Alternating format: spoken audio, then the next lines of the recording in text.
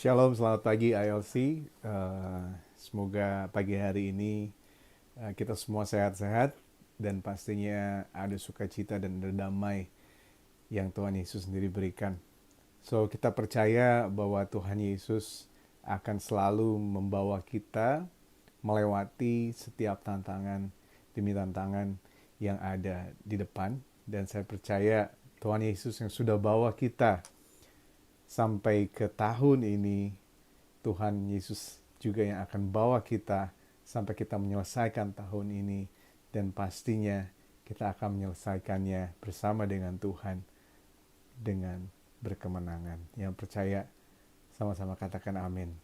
So, pagi hari ini sebelum kita memulai ibadah kita yang luar biasa ini, mari kita masuk ke dalam saat teduh. Mari kita fokuskan pikiran hati kita hanya kepada Yesus.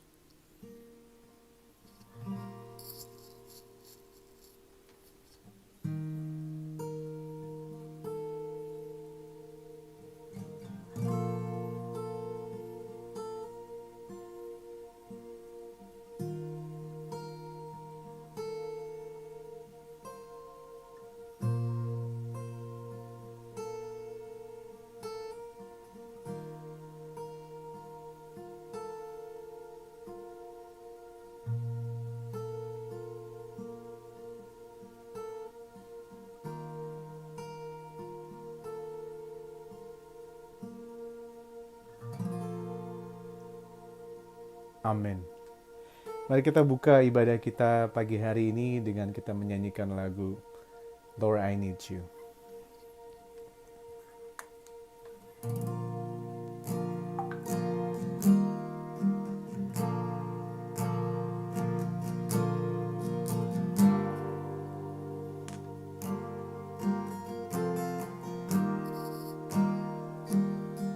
Lord I come, I confess, bowing here, I found my rest. Without you, I fall apart. You're the one that guides my heart. Lord, I need you. Oh, I need you. Every hour I need you. My one defense, my righteousness. Oh God, how I need you.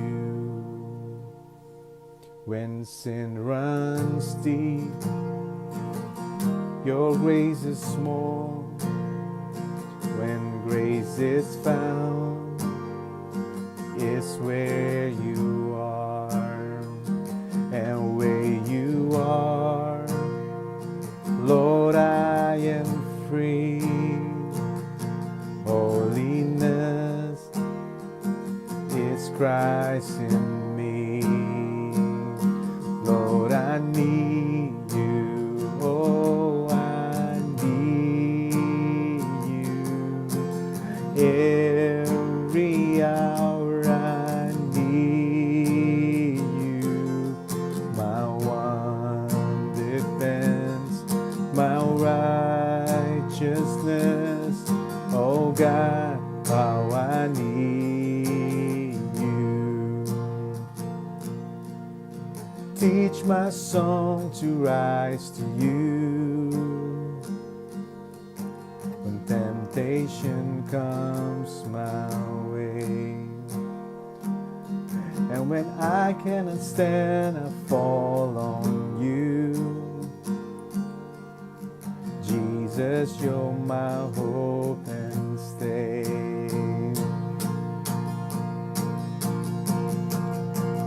Lord, I need you. Oh, I need you.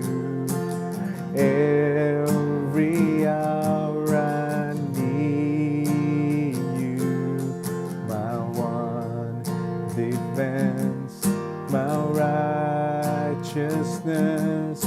Oh God, how I need you. Oh, I need you, Lord.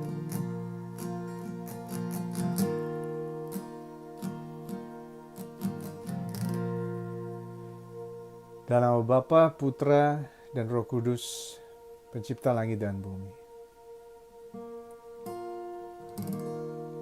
Allah itu bagi kita tempat perlindungan dan kekuatan. Sebagai penolong dalam kesesakan, sangatlah terbukti. Sebab itu kita tidak akan takut, sekalipun bumi berubah, sekalipun gunung-gunung goncang, sekalipun ribut dan berbuih airnya, sekalipun gunung-gunung goyah oleh gelora. Diamlah dan ketahuilah bahwa akulah Allah. Aku ditinggikan di antara bangsa-bangsa, aku ditinggikan di bumi. Haleluya. Mari kita nyanyikan lagu berikut, Ku Berbahagia.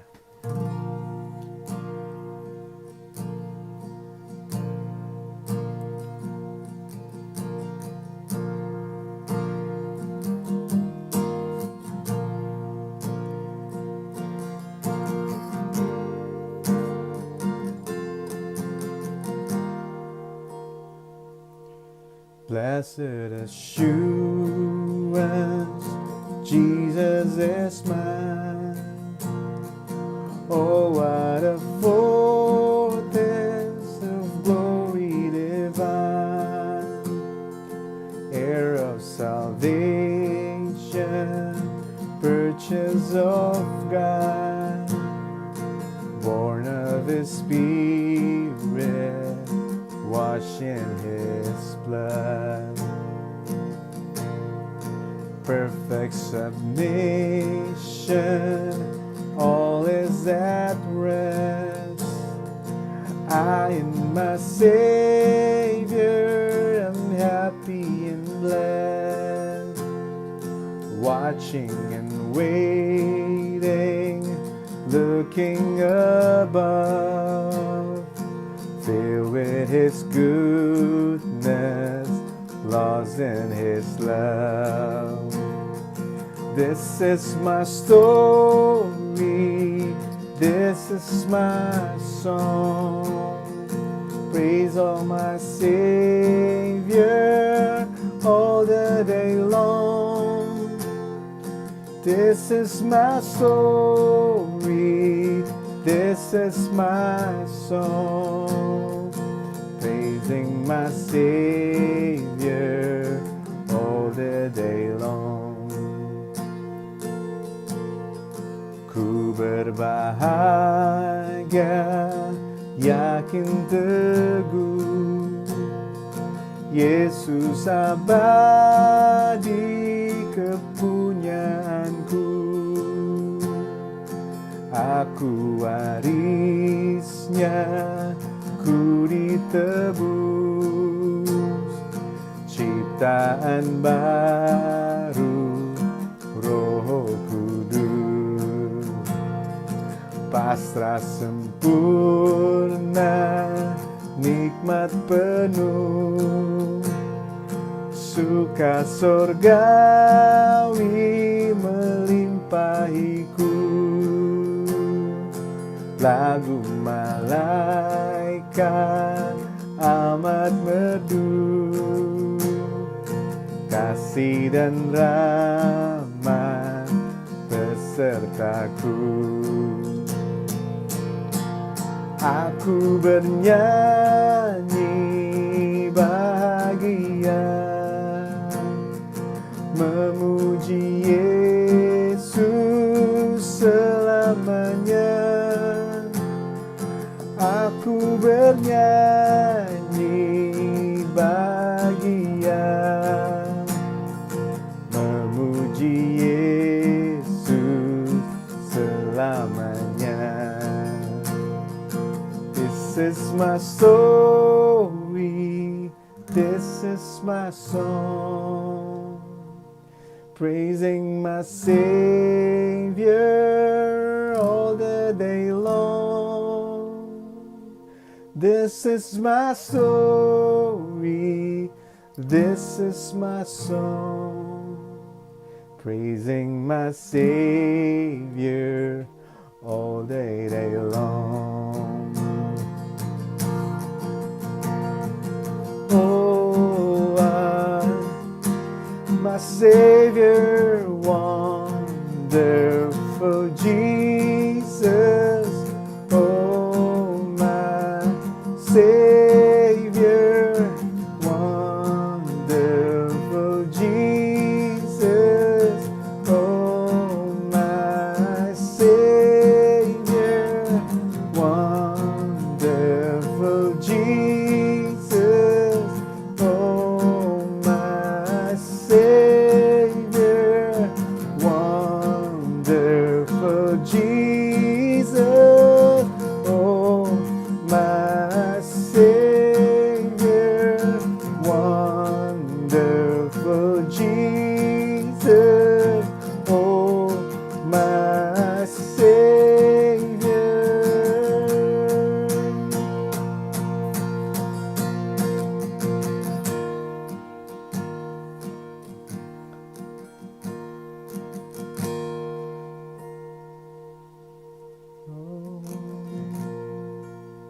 Tuhan, terima kasih buat pagi hari ini. We're so grateful for your presence. We're so grateful that you're here among us. Kami percaya bahwa Kau hadir di tengah-tengah kami, Tuhan, di mana 2-3 orang berkumpul atas nama-Mu, Tuhan. Kau sendiri hadir. Dan saya percaya pagi hari ini ada lebih dari 2-3 orang berkumpul melalui online, Tuhan. Kami percaya bahwa Engkau sendiri hadir di tengah-tengah kami. Thank you, Tuhan. Kami percaya kami di sini semua bisa ada hanya karena Engkau, Tuhan. Thank you, Lord. Thank you, Jesus. Aku serahkan diri penuh dalam Tuhanku, hatiku teduh sambil menyongsong kembalinya. Ku diliputi anugerah, aku bernyanyi bahagia, memuji Yesus selamanya. Aku bernyanyi bahagia, memuji Yesus selamanya. Haleluya, haleluya. Haleluya, haleluya. Tuhan, terima kasih. Kami mengundang Engkau untuk masuk ke dalam hati kami, Tuhan. Pagi hari ini kami mau ambil komitmen sekali lagi, Tuhan. Kami mengundang Engkau untuk masuk ke dalam hidup kami. Kau adalah Tuhan dan Juru Selamat pribadi kami, Tuhan.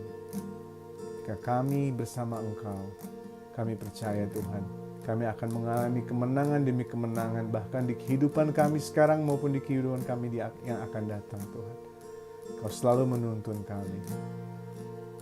Thank you, Jesus, for your blessings. Thank you, Jesus, for the anointing of the Holy Spirit that dwells upon us.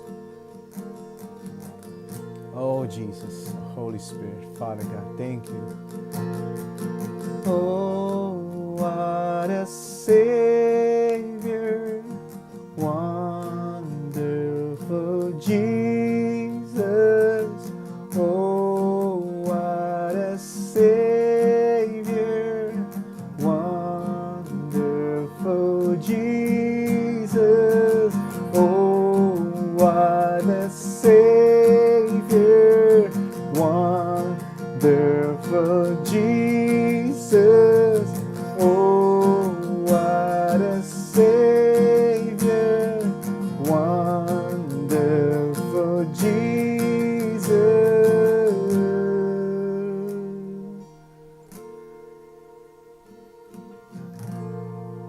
Terima kasih Tuhan, pagi hari ini sebentar lagi kami akan mendengarkan firman Tuhan. Kami percaya bahwa firman-Mu itu terang bagi jalan kami Tuhan, pelita bagi kaki kami. Dan berdoa buat hamba-Mu yang akan membagikan firman, biarlah mulut lidah hamba-Mu Tuhan, pikiran, hati, perasaan, semua boleh ditundukkan oleh kuasa-Mu Tuhan. Dan biar Roh Kudus yang beracara dari awal sampai akhir. Dan juga berdoa buat setiap telinga yang mendengar, hati yang mendengar. Biarlah hati mereka boleh menjadi tanah yang subur Tuhan. Sehingga setiap benih firman Tuhan boleh mengakar, bertumbuh dan berbuah di dalam kehidupan kita masing-masing. Dan kami percaya bahwa banyak orang Tuhan boleh mengalami Tuhan melalui kehidupan kami masing-masing. Baik di tempat kerja maupun di keluarga kami Tuhan. Kemanapun kami berada, orang boleh melihat Yesus yang hidup melalui kehidupan kami. Thank you. Thank you, Jesus.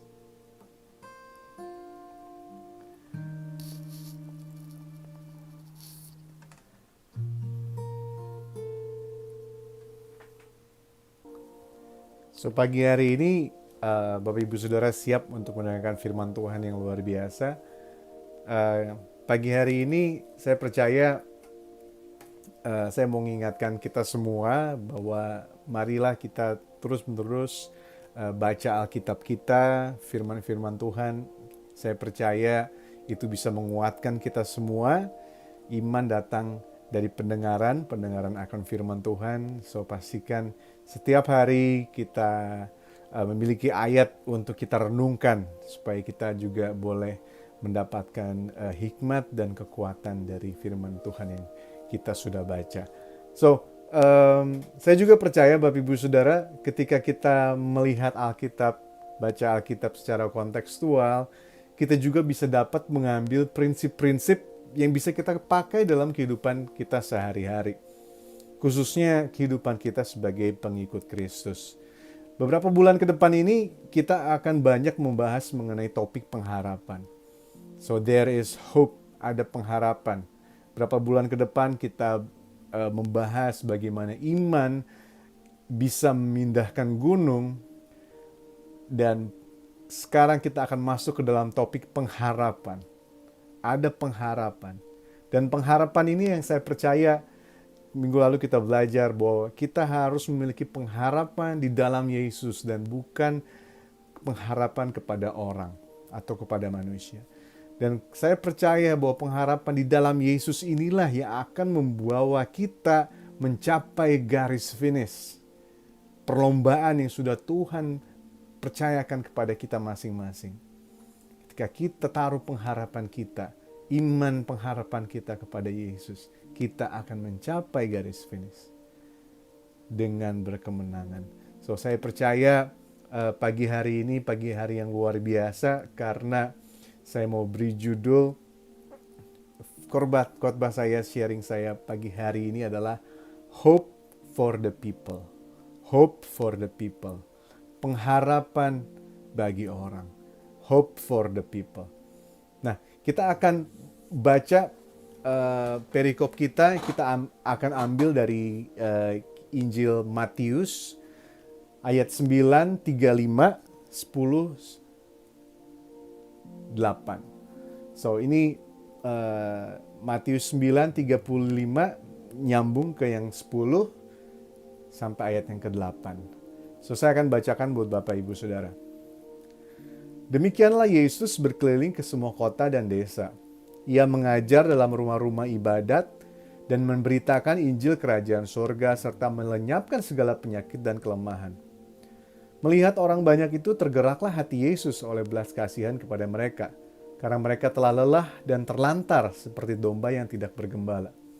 Maka katanya kepada muridnya, "Tuaian memang banyak, tetapi pekerja sedikit. Karena itu mintalah kepada Tuhan yang mempunyai tuaian, supaya ia mengirimkan pekerja-pekerja untuk tuaian itu."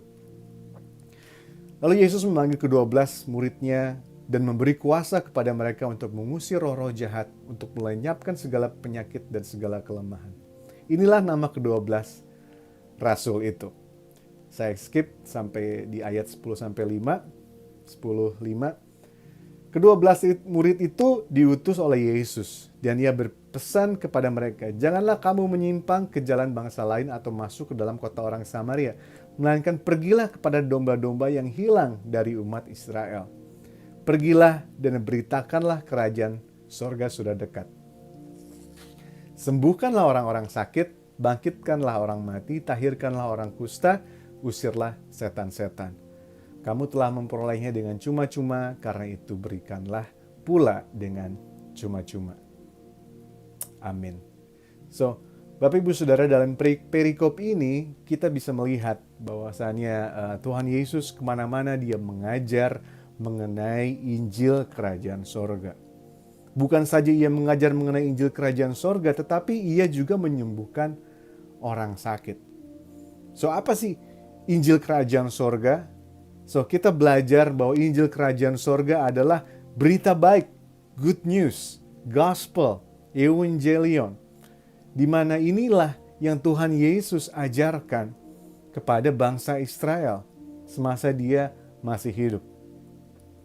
Kabar baik bahwasannya Raja Tuhan akan menjadi Raja di dunia ini. Dan barang siapa yang percaya kepadanya tidak akan binasa, melainkan beroleh kehidupan kekal. Dan Raja yang luar biasa Tuhan ini melakukan semua hal tersebut didasarkan atas kasih. Dan bukan kita diberikan keselamatan bukan karena kita berusaha, tetapi karena kasih karunia Tuhan.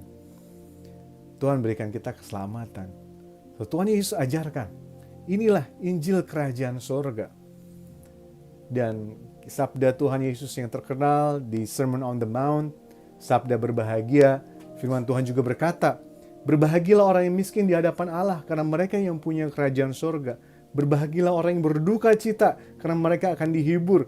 Berbahagialah orang yang lemah lembut, karena mereka akan memiliki bumi. Berbahagialah orang yang lapar dan haus akan kebenaran, karena mereka akan dipuaskan. Berbahagialah orang yang murah hatinya, karena mereka akan beroleh kemurahan. Berbahagialah orang yang suci hatinya, karena mereka akan melihat Allah.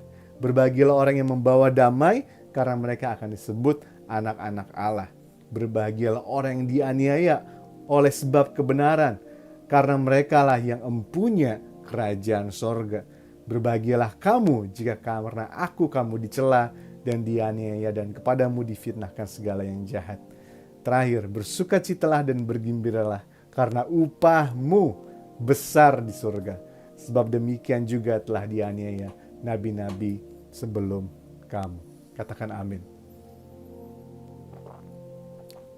So, saya percaya Bapak Ibu Saudara, inilah yang Tuhan Yesus ajarkan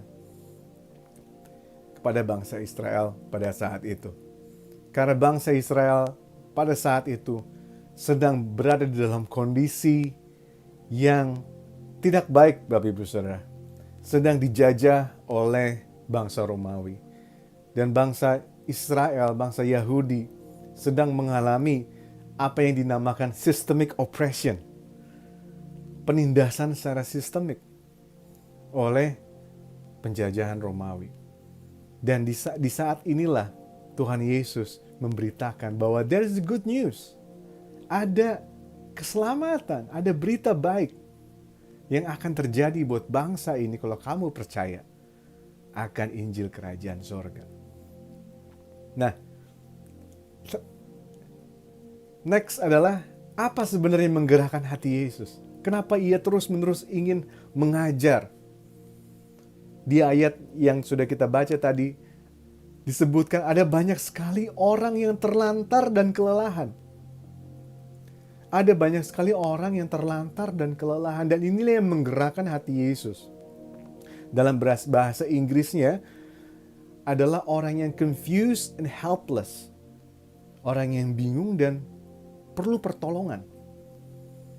Nah, dan ini sangat nyambung sekali dengan kondisi bangsa Israel saat itu. Nah, disinilah Tuhan Yesus melihat ada suatu kesempatan. Di tengah masa-masa sulit, ada sebuah kesempatan di mana Yesus melihat sebuah peluang. Sehingga di perikop ini, di ayat ini, kita mendengar istilah yang sering kali kita sudah dengar yang berkata, tuaian banyak tetapi pekerja sedikit. The harvest is plenty but the worker is few.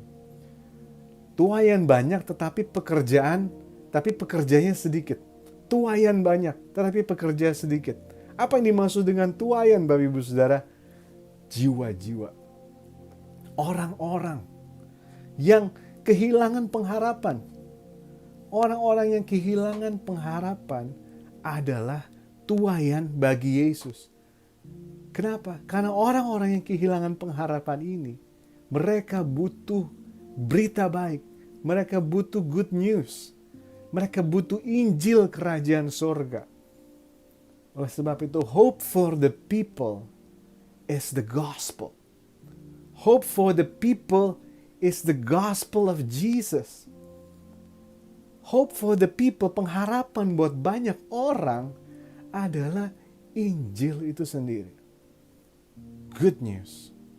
Dan saya percaya Bapak Ibu Saudara, di tengah situasi-situasi sulit saat ini COVID-19 adalah suatu masa di mana Tuhan biarkan ini terjadi dan terlihat ada banyak orang-orang yang confused and helpless. Ada banyak-banyak orang yang kelelahan.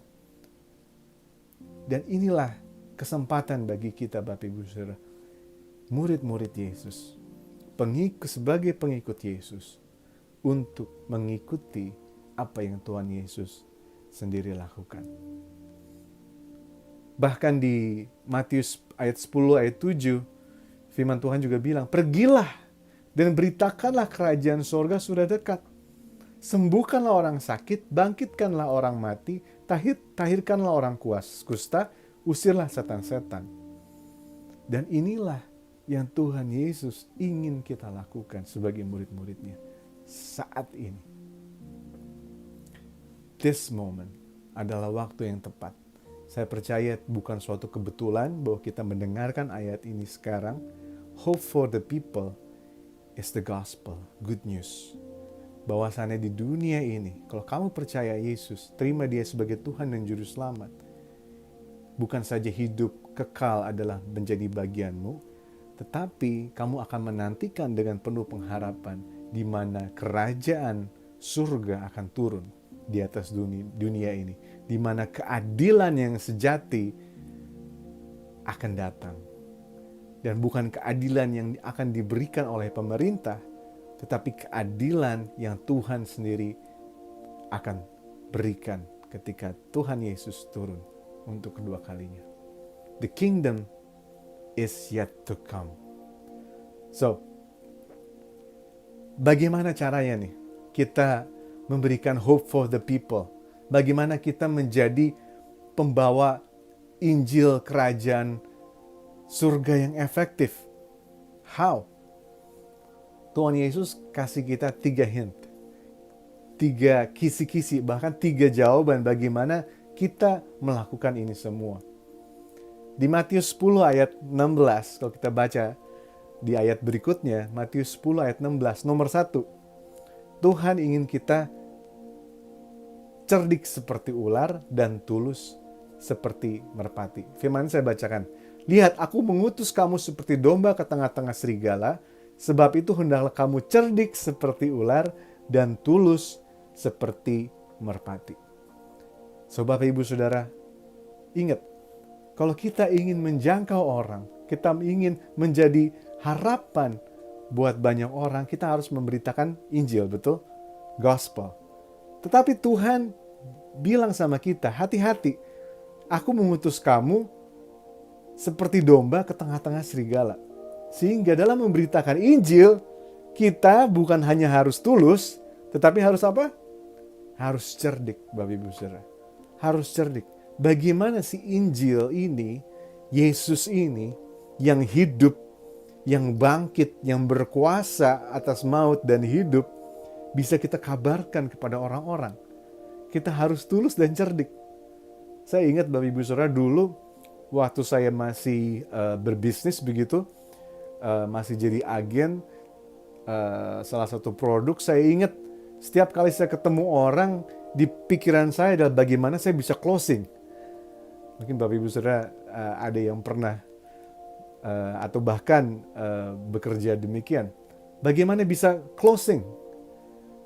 Berpikir bagaimana caranya harus closing ya. Harus bagaimana selling, how to close. Nah ini bicara soal kita harus juga tulus Bapak Ibu Saudara. Nah tulus itu bicara soal apa? Kalau sebagai agen yang baik, apa itu produknya bebas, yang pastinya halal begitu. Kita harus punya hati tulus. Ya, yang maksudnya apa? Kita mau kebaikan untuk orang itu. Bukan kebaikan untuk saya, tetapi kebaikan buat klien kita. Nah, itu tulus Bapak Ibu Saudara. Nah, cerdik adalah bagaimana? Cerdik adalah bagaimana kita bisa tahu needs-nya dia dan kita juga tahu product knowledge kita sehingga product knowledge yang kita ketahui dari produk kita bisa menjawab kebutuhannya dia. So, cerdik adalah bagaimana kita bisa mengkomunikasikan dan juga ada yang namanya hubungan yang harus bisa kita bangun. Jadi kita harus apa? Tulus seperti merpati dan cerdik seperti ular. Ini yang Tuhan Yesus sendiri ajarkan bagaimana kita memberitakan kabar baik. Dan yang kedua, saya percaya, sebelum itu, bagaimana kita bisa tulus dan cerdik? Pastinya ini bicara soal kembali lagi kehidupan rohani kita. Kita perlu balik lagi habit-habit yang mungkin bosan ya, berulang kali dibicarakan, diingatkan. Tapi inilah intinya. Bagaimana kita bisa memperoleh kecerdikan dan ketulusan? Ini adalah yang namanya buah-buah Roh Kudus, Bapak Ibu Saudara. Yang dimana hanya kita bisa dapatkan dalam saat-saat teduh kita, doa kita, perenungan kita terhadap firman, di pujian penyembahan kita, di mana buah-buah roh ini akan memberikan kita hikmat, kecerdikan, dan juga akan memberikan kita namanya ketulusan.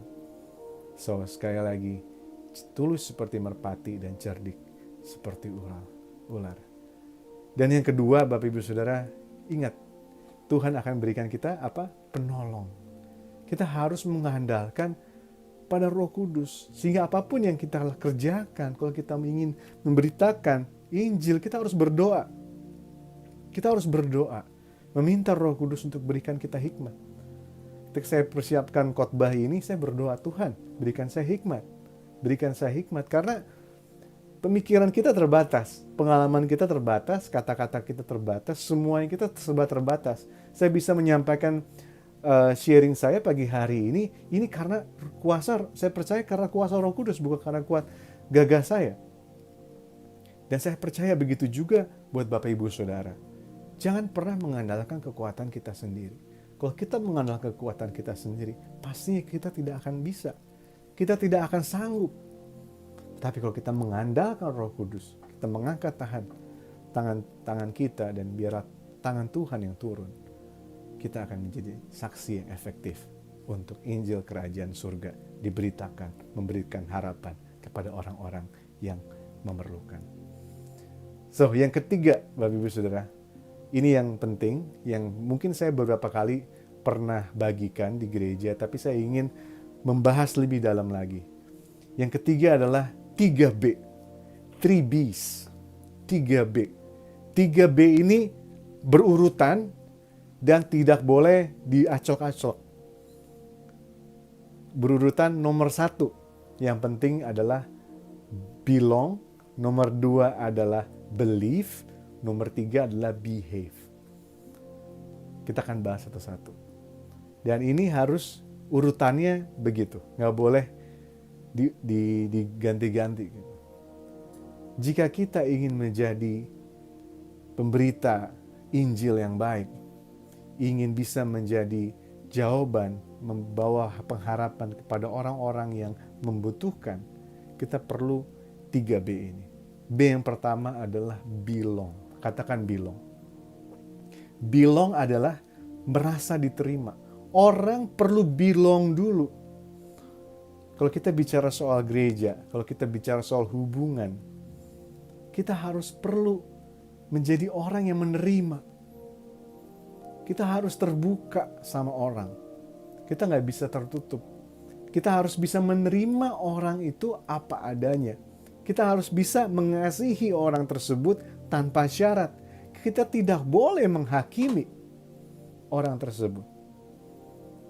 Kalau kita, taruhlah kita jualan di toko gitu ya, misalnya kita anggap aja kita pengusaha begitu. Kita mau jualan gitu. Apa kita pilih-pilih siapa yang mau, kita punya toko gitu, pilih-pilih siapa aja yang boleh beli di toko kita? Enggak kan? Karena begitu juga dengan kalau kita berkehidupan dalam gereja. Kita tidak bisa pilih-pilih siapa yang masuk. Dan orang yang masuk ke dalam komunitas gereja kita, mereka harus merasa belong, merasa dikasihi tanpa syarat, harus merasa diterima apa adanya. Dan saya percaya ini penting. Ada quote yang bagus, orang tidak peduli dengan apa yang kamu ketahui sampai dia mengetahui bahwa kamu benar-benar peduli sama dia. People don't care how much you know until they know how much you care. Jadi care kita sama orang itu penting, Bapak Ibu Saudara. Orang itu harus merasa belong dalam komunitas kita. Merasa ya, penting. Karena apa? Orang itu sebenarnya sensitif. Orang tahu kalau dia itu diomongin di belakang, tahu. Orang tahu kalau misalnya dia itu tidak disukai, tahu. Dan orang nggak bisa nggak bisa bersembunyi. Human is the greatest lie detector ya. Nggak perlu harus tes alat untuk mengecek kebohongan, enggak. Kita adalah alat mengecek kebohongan yang nomor 1. Dari bahasa tubuh kita bisa lihat, kita bisa ketahui ini, kita bisa terima dia atau tidak. Dan di ILC kita bisa lihat. Dan ini adalah praktek kita. Sekarang kita mau masuk new normal ya, belum masuk ke gereja. Tapi ini adalah satu yang harus kita persiapkan. Bagaimana kita harus menjadi komunitas yang mengasihi tanpa syarat, komunitas yang terbuka sama orang, komunitas yang tidak menghakimi. Orang harus belong dulu. Baru tahap kedua adalah dia believe. Dia baru percaya. Ketika orang sudah belong dalam suatu komunitas, kita bicara soal gereja, ketika orang sudah belong terhadap gereja, dan ketika firman Tuhan yang ditabur, tadi firman Tuhan bilang, iman datang dari pendengaran akan firman Tuhan. Dan orang itu mendengarkan firman Tuhan, hidupannya dibangun. Dan dia mengalami proses pendewasaan. Tetapi perlu belong dulu dia di dalam komunitas. Dan baru dia bisa believe, baru dia bisa percaya. Dan ketika dia sudah percaya kepada Injil Kerajaan Sorga, Roh Kudus hadir dalam hidup mereka. Dan ketika Roh Kudus hadir dalam hidup mereka, barulah terjadi yang nomor 3, yaitu behave. Baru tingkah lakunya mulai berubah. Baru perkataannya mulai halus. Baru semuanya mulai baik. Jadi urutannya seperti itu Bapak Ibu Saudara. Baru behave terakhir, baru dia bertingkah laku baik. Jangan dibalik. Yang salah adalah ketika komunitas atau ketika gereja, orang masuk dia harus behave dulu. Baru kalau udah behave, baru believe dan baru belong. Kebalik Bapak Ibu Saudara. Kalau kita polanya seperti itu, orang masuk harus behave dulu. Pastinya orang akan mental semua Bapak Ibu Saudara. Nggak bisa. Ini harus dirubah. Orang nggak boleh behave dulu. Orang nggak boleh behave dulu. Untuk masuk ke gereja, masuk komunitas, oh kamu harus baik dulu ya. Kamu harus begini, kamu harus begitu, kamu harus begini. Pastinya nggak akan ada yang mau datang. Karena apa? Kalau kita udah men-set suatu perilaku tersebut, kita nggak menjadi gereja yang terbuka. Kita menjadi gereja yang tertutup. Hanya orang-orang itu aja. Dan ini saya percaya bukan yang Tuhan inginkan. So, gereja bukan tempat untuk merubah tingkah laku. Bukan. Gereja bukan tempat untuk merubah tingkah laku. Tapi gereja adalah tempat di mana orang diterima, di mana orang percaya kepada Tuhan, sehingga perubahan tingkah laku adalah hasil dari penerimaan kita dan hasil dari kerja Roh Kudus di dalam orang tersebut. Jadi bagian kita adalah bukan untuk merubah orang. Oh kamu harus begini ya, kamu harus begitu ya. Bukan, itu bukan bagian kita. Itu adalah bagian Tuhan. Kita nggak bisa rubah orang. Yang bisa rubah orang itu hanya Tuhan. Bagian kita adalah apa? Mengasihi, memberitakan, dan mendoakan. Bagian kita mengasihi, memberitakan, dan mendoakan. Bukan merubah. Nah inilah yang harus kita persiapkan ILC. Sementara kita memasuk new normal. Saya percaya nih ke depan sana tuayan banyak. Tuayan banyak, ada banyak orang yang benar-benar haus dan lapar akan komunitas. Haus dan lapar akan persekutuan. Dan tuayan ini banyak. Tetapi harus ada yang kita rubah. New normal. Ada new, ada satu hal yang baru berubah. Yaitu apa? 3B tadi, ingat. Orang harus belong dulu. Diterima dulu. Baru dia percaya dan baru tingkah lakunya berubah. Bukan kita yang bekerja, tapi Roh Tuhan yang bekerja di dalam kehidupan dia. Bagian kita apa?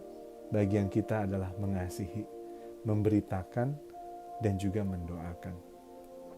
So, ILC kita sudah siap nih untuk reopening. Hopefully di awal Juli kita udah bisa open, tapi kita melihat perkembangannya. Mungkin bisa pertengahan atau kita melihat perkembangan lah. Saya juga ingin kita semua aman, kita semua safe.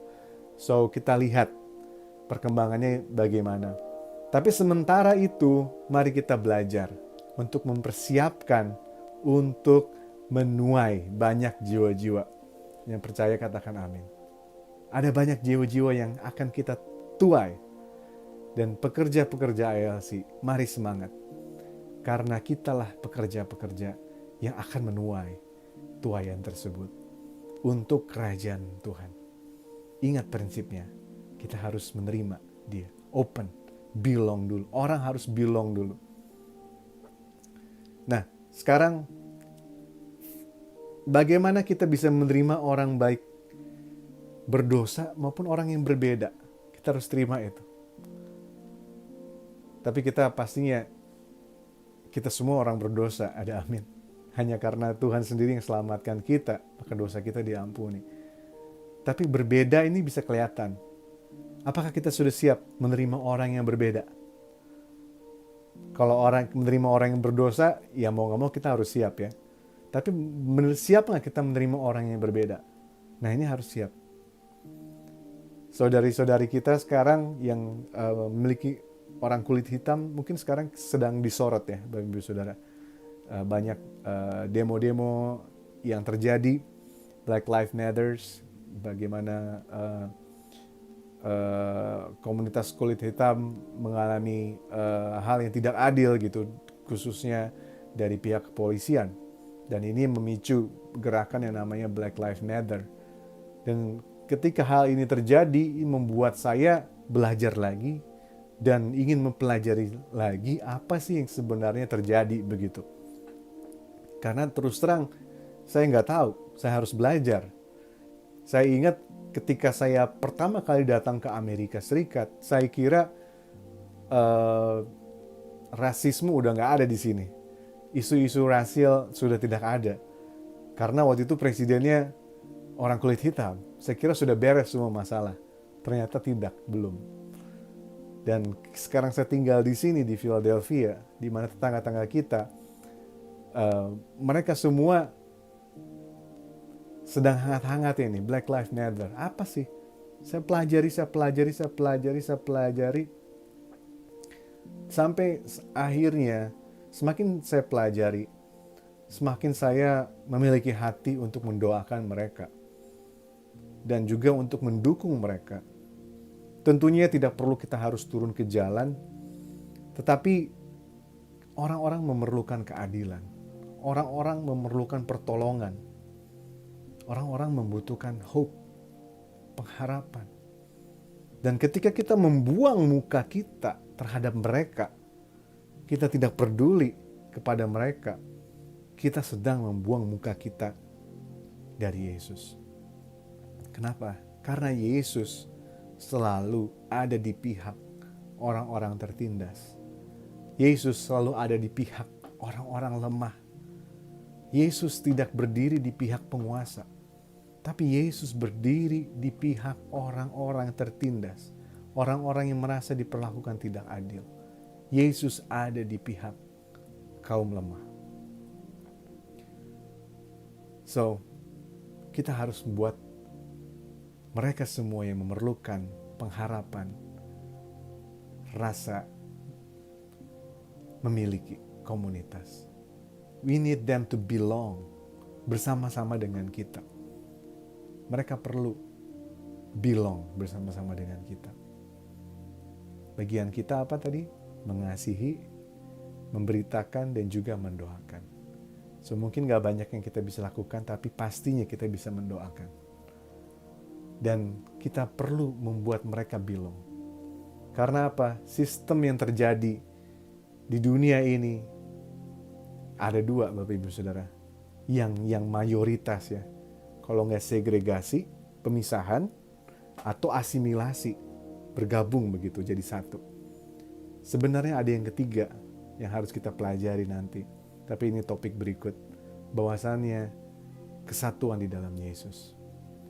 So ini bicara soal hal-hal yang harus kita kerjakan di depan sana. Ada PR. Hope for the people. Bicara kita menjadi pembawa berita baik kepada orang. Firman Tuhan bilang apa? Bagian kita adalah apa? Mengasihi, memberitakan, dan mendoakan. Tadi firman Tuhan bilang apa? Mentahirkan orang kusta, membangkitkan orang mati, menyembuhkan orang sakit. Loh, itu tugas siapa? Tugas Yesus atau tugas kita? Firman Tuhan jelas bilang, itu tugas kita. Tapi pastor, Pak Pem gimana? Saya kan gak bisa sembuhin orang sakit, apalagi bangkitkan orang mati. Pastinya kita gak bisa. Kita gak bisa. Tapi Tuhan yang bisa. Mungkin gak Tuhan pakai Bapak Ibu Saudara untuk bisa menyembuhkan orang? Mungkin. Mungkin sembuh, mungkin enggak, itu bagiannya Tuhan. Tapi ketika Tuhan taruhkan kepada kita untuk kita doakan, doanya ya Tuhan yang berkehendak. Kalau Tuhan mau sembuh, sembuh. Tapi saya percaya Tuhan sanggup menyembuhkan. Dalam nama Yesus ada kesembuhan. Yang percaya katakan amin. Amin. Bagian kita cuma mendoakan saja. Bukan dengan kuasa kita, bukan. Tapi kuasa dari Tuhan. Melalui Roh Kudus. So bagian dari kita adalah mengasihi, memberitakan, dan mendoakan. Nah, Bapak Ibu Saudara, kenapa kita harus lakukan itu semua kepada orang-orang yang mungkin kita anggap sebelah mata? Mungkin kita dalam pikiran kita nggak suka. Firman-Nya di Roma 5 ayat 6-8. Karena waktu kita masih lemah, Kristus telah mati untuk kita orang-orang durhaka pada waktu yang ditentukan Allah. Sebab tidak mudah seorang mau mati untuk orang yang benar, tetapi mungkin untuk orang yang baik ada orang yang berani mati. Akan tetapi Allah menunjukkan kasih-Nya kepada kita oleh karena Kristus telah mati ketika kita masih berdosa. Tuhan sudah mati ketika kita, bagi kita meskipun kita masih berdosa, Bapak Ibu Saudara.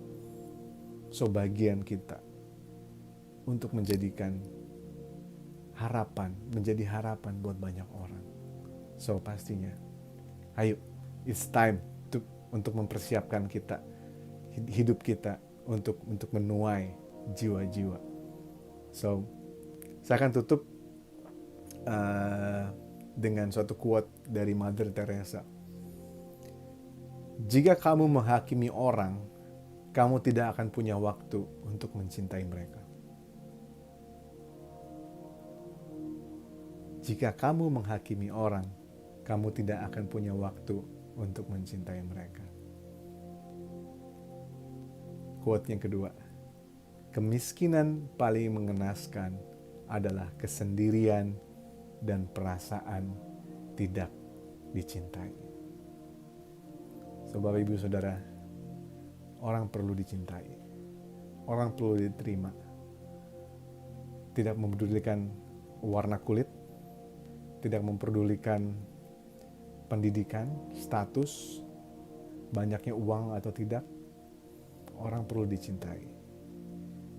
Dan salah satu cara supaya kasih Tuhan bisa sampai adalah kita mau jadi jembatan, adalah ketika kita mau dipakai Tuhan. So, hope for the people, it's you. Kita semua, orang-orang perlu Bapak Ibu Saudara. Tuhan memerlukan Bapak Ibu Saudara untuk menjadi jawaban atas permasalahan mereka. So, dapat sesuatu pagi hari ini? Amin. Mari kita tundukkan kepala kita berdoa. Tuhan Yesus, terima kasih buat firman-Mu pagi hari ini. Kami boleh diingatkan bahwasannya Tuhan menginginkan kami untuk memberitakan Injil Kerajaan Allah. Dan juga Tuhan ingin kami untuk bisa mendoakan orang-orang yang memerlukan pertolongan kita. Dan pagi hari ini kami berdoa, biarlah Tuhan pakai kami. Biarlah Roh Kudus turun atas kami, memampukan kami yang tidak mampu ini. Pagi hari ini saya undang Bapak Ibu Saudara yang mau mengambil komitmen untuk menjadi murid Yesus. Bapak Ibu Saudara yang mau mengambil komitmen untuk siap dipakai Tuhan, untuk menjadi jawaban bagi orang yang memerlukan. Boleh taruhkan tangan kananmu di dada. Terima kasih Tuhan buat setiap orang yang menaruh tangan kanannya di dada. Biarlah Roh Kudus yang memampukan mereka Tuhan untuk menjadi jawaban doa bagi banyak orang, untuk menjadi pendoa-pendoa syafaat buat orang-orang yang memerlukan. Boleh menjadi pembawa berita baik buat banyak orang, membawa berita baik bagi banyak orang, pembawa Injil Yesus bagi banyak orang. Terima kasih buat semua tangan yang sudah ditaruh di dada.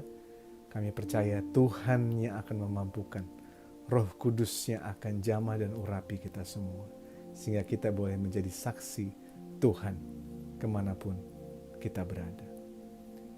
Mari angkat kedua belah tangan kita.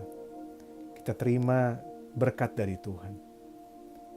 Terima kasih Tuhan buat pagi hari ini ketika kami sudah mendengarkan firman-Mu.